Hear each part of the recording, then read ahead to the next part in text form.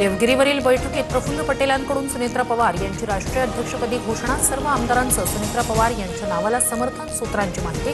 26 फेब्रुवारीला राष्ट्रीय अध्यक्षपदाच्या निवडीची औपचारिकता।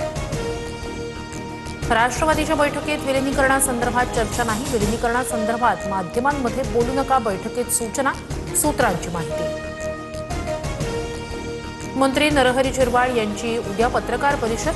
सकाळी 10 वाजता झिरवाळ माध्यमांसमोर भूमिका मांडणार। मंत्रालय लाच प्रकरणी झिरवाळांचा क्लर्क अटकेत। अजित पवारांच्या विमान अपघातातील ब्लॅक बॉक्स डेटा रिकव्हरीसाठी परदेशात पाठवण्याची शक्यता।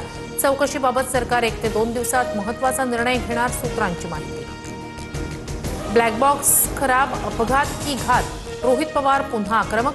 18 तारखेला मुंबईत पुन्हा स्फोटक पत्रकार परिषद, तर दिल्ली दौऱ्यात रोहित पवारांकडून 2 खासगी गुप्तहेर संस्थांची भेट। अपघाताचा तपास गुप्तहेर संस्थेकडून होण्याची शक्यता। माफी मागणार नाही, टिपू सुलतानवरील वक्तव्यावर हर्षवर्धन सपकाळ ठाम। टिपू सुलतानचे वंशज भाजपमध्ये आले तर त्यांना देखील पद देतील, सपकाळांची टीका। काँग्रेस पुणे पोलिसांविरोधात हायकोर्टात जाणार। पुणे पोलिसांनी परवानगी दिली नसती तर आंदोलन झालं नसतं। पुणे पोलिसांकडून पक्षपातीपणा सुरू। महापौरांचंही नाव जाणून बुजून वगळलं, प्रशांत जगताप यांचा आरोप। गणेश नाईकांना श्रीकांत शिंदे यांनी उत्तर दिलंय। माध्यमांच्या प्रश्नावर उपमुख्यमंत्री शिंदेंची प्रतिक्रिया। नगरविकास खात्यातील कारभारावरून आरोपांसह श्रीकांत शिंदेंवर गणेश नाईक यांनी केली होती टीका। गणेश नाईकांनी स्वगृही परत यावं। भाजपसोबत राहून शिंदेंविरोधातील लढाई लढता येणार नाही। संजय राऊतांकडून गणेश नाईक यांना ठाकरेंच्या शिवसेनेत येण्याची ऑफर।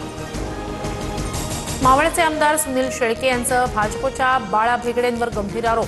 भेगडेंनी ईव्हीएम हॅकिंगच्या नावाखाली प्रत्येकी 25 लाख घेतल्याचा दावा। बावनकुळेंनी दिल्लीत जाऊन केंद्रीय गृहमंत्री अमित शहा यांची घेतली भेट। नागपूरमधील 161 फूट उंच हनुमानाच्या मूर्तीच्या लोकार्पणासाठी निमंत्रण देण्यासाठी घेतली भेट। जून महिन्यात लोकार्पण होणार।